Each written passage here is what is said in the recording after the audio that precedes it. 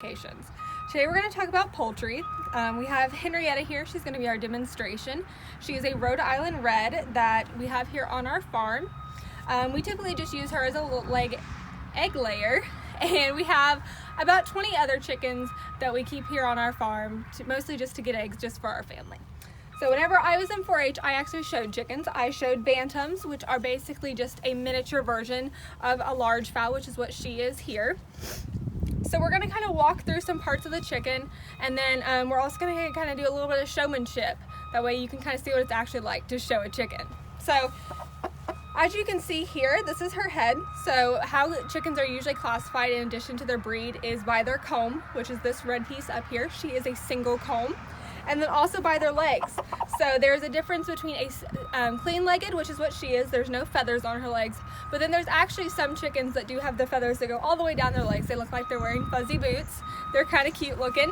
And then also the combs can come in all different sorts of sizes. There's a buttercup comb that kind of looks like a buttercup flower. That's where it gets its name. There's a piece comb, which is just a small little cushion, and there's also a cushion comb, which it can be very difficult to tell the difference between those, but that's also a question on Skillathon for those of you who have ever taken a Skillathon surrounding poultry. So we're going to look at some different parts of her. So this is her wing. So actually chickens are one of the few birds that cannot fly. Whenever I was first showing poultry, I actually looked up what the longest chicken flight is, and I tried to get my chickens to beat it. It's 13 seconds. I've never been able to beat that, but if you can do that, you should try. Go be in the Guinness World Book of Records. So these feathers here, the long ones, these are her primaries. And then these are her secondaries back here.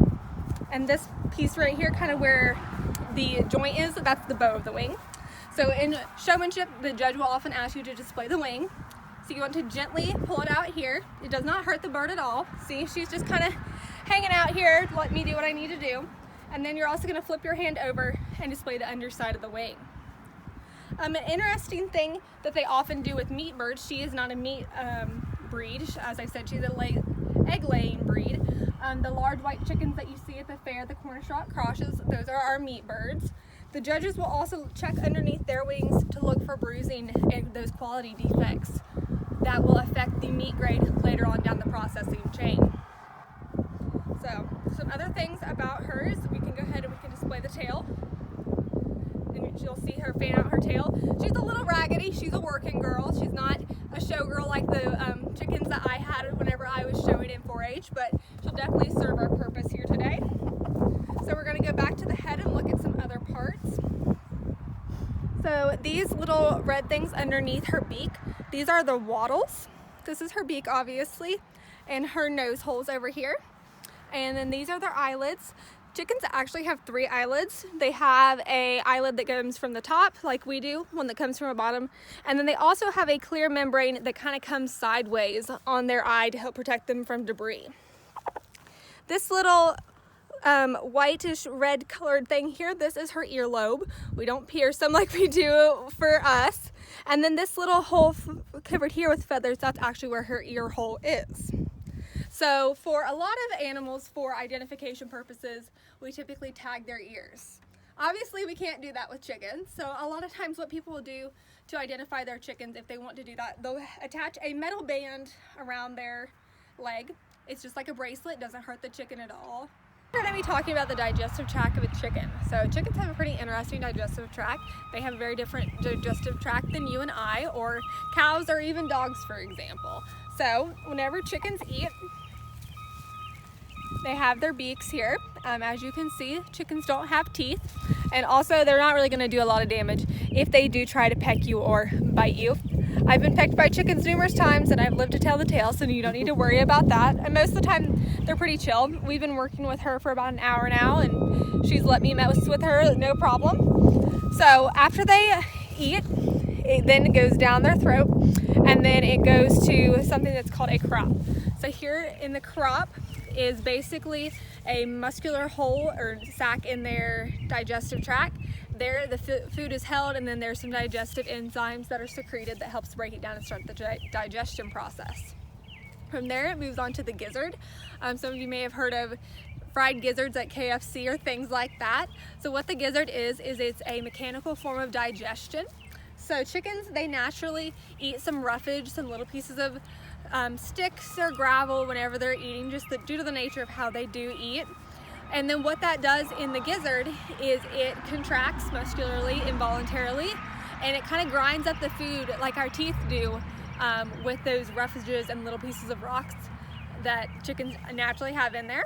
It then moves on, and then the chickens are better able to absorb those nutrients. And then another kind of interesting facts about chickens is they only have one exit hole. It's called a vent, and that's the same for most avian poultry. And so everything that comes out of a chicken, including eggs, all comes out the same hole. We're going to be talking about some different meat cuts of chickens.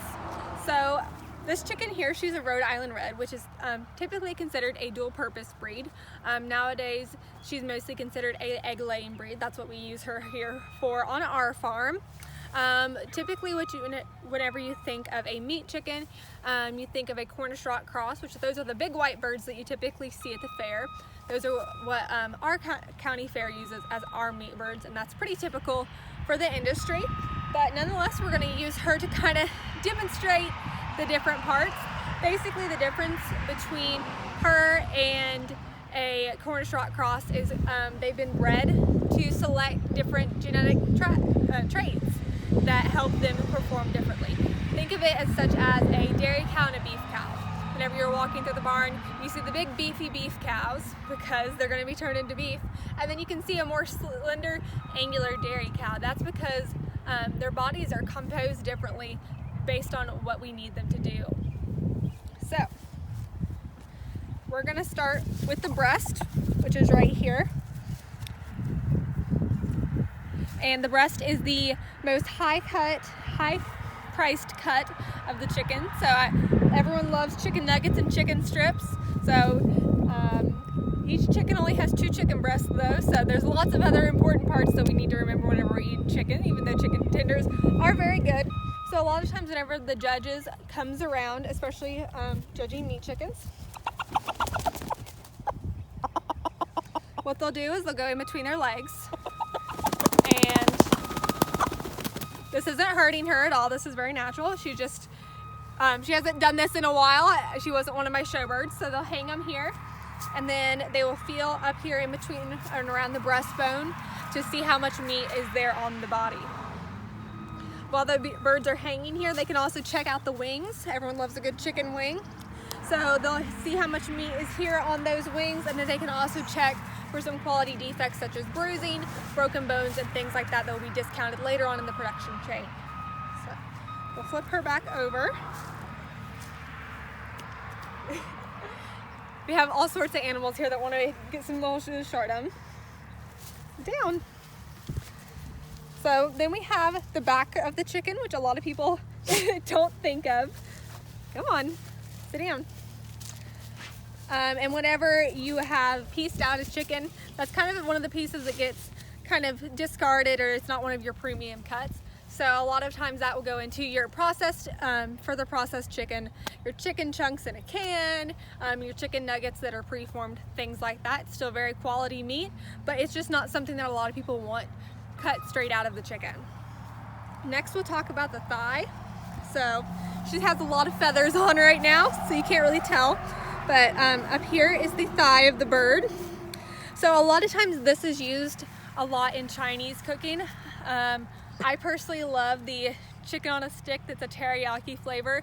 That's a very moist meat. That's because it is a thigh, which is a darker meat.